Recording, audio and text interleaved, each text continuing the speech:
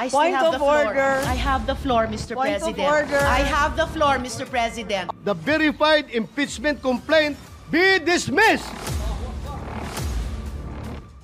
In the spirit of true action, therefore, allow me to end by moving. I respectfully move that in view of its constitutional infirmities and questions on the jurisdiction and authority of the 20th Congress, the verified impeachment complaint against Vice President Sara Zimmerman Duterte be dismissed.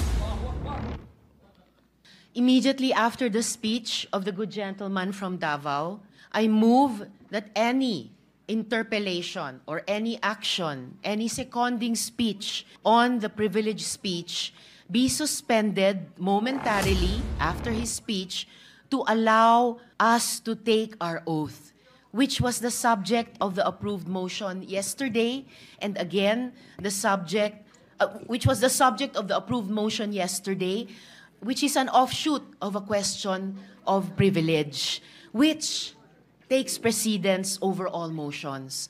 So I restate my motion, Mr. President, to momentarily suspend any action, whether interpellation or seconding speech on the privileged speech of the good gentleman from Davao, para sa wakas bigyang daan yung inaprubahan nating motion kahapon na manumpa na po kaming I still Point have of the floor. order. I have the floor, Mr. Point of President. order. I have the floor, Mr. President. A point to of make order, way Mr. President. for Session- taking of the session oath is before the suspended.